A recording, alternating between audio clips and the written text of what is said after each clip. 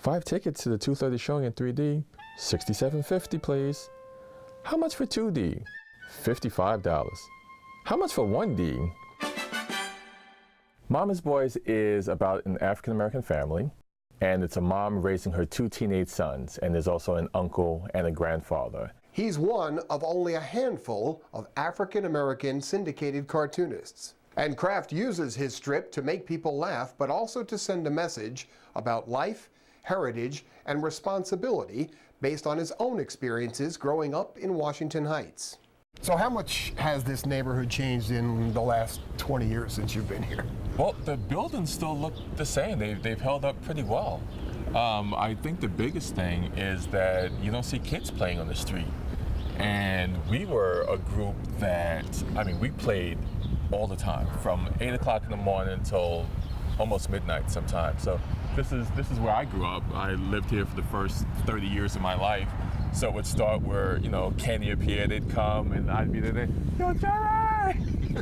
A lot of my friends when I was coming up were either raised by their mother or their grandmother. I was one of the few kids that had both a mother and father living at home. So I wanted to sort of pay respect to those hardworking moms that raised kids that were as bad as some of my friends. We had a lot of block moms. If you ran across the street without looking, you'd have Miss Duncan. Jerry, watch this, I'm gonna tell your mother.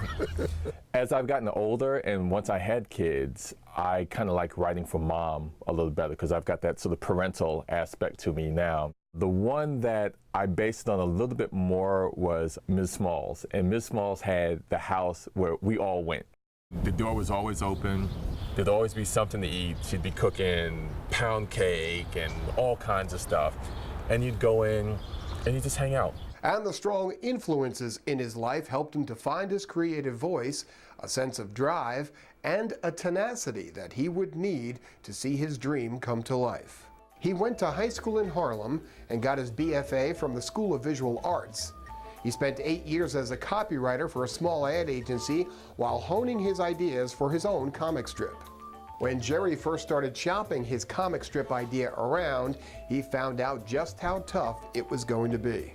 I sent out to different syndicates, and I got rejection letters from all of them, including King Features, but on the rejection letter, Jay Kennedy had taken the time to actually handwrite a note saying, okay, keep up the good work. It's close, but not there yet. So he continued to work on his strip and get new ideas while he was working as an editor for Sports Illustrated for Kids.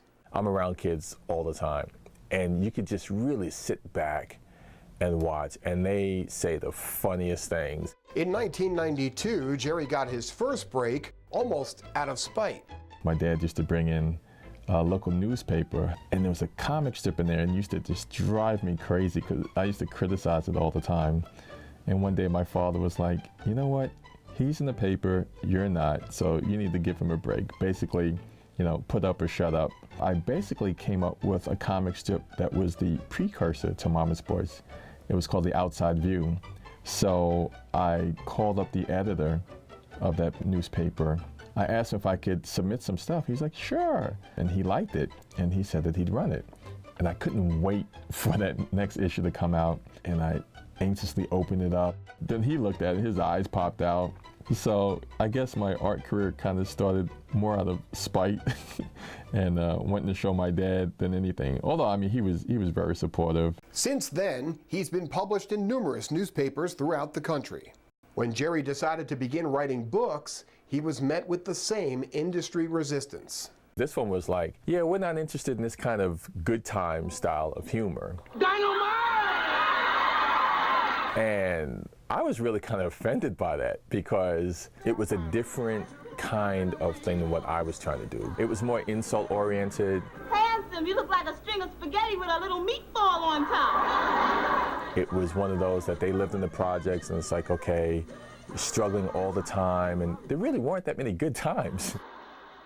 He's an author of 3 graphic novels and had immediate success since self-publishing the first one, Mama's Boys, as American as Sweet Potato Pie. The only people who bought the first book were African Americans. The second book opened up a little bit more because I had reading groups and libraries. I had people like that saying, okay, we're going to take 50 of your books and we're going to do like a reading thing with our kids. And they gave it to the kids. Now he spends much of his downtime volunteering and speaking at schools and youth centers, trying to inspire his audience through art and humor. So whatever circle you did for the head, we're going to do that same circle for the body. With kids who are younger, 5 and 6, they think they can do anything. But like 12 or 13, some of these kids are really shut down. I'll do like a triangle. Mr. Kraft, I can't do it.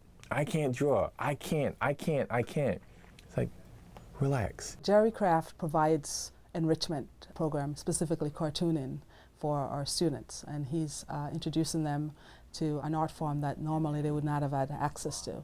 And now we're going to thicken that arm up a little bit. We're going to do another L inside that. Jerry is one of the most popular facilitators of enrichment that we have. They come out not thinking that they could even do a caricature, and they come out with a character of SpongeBob or the president, and they walk around so proud of their efforts. He produces over 50 strips a year, but for Jerry Kraft, the long nights of work are just another day in the funny papers.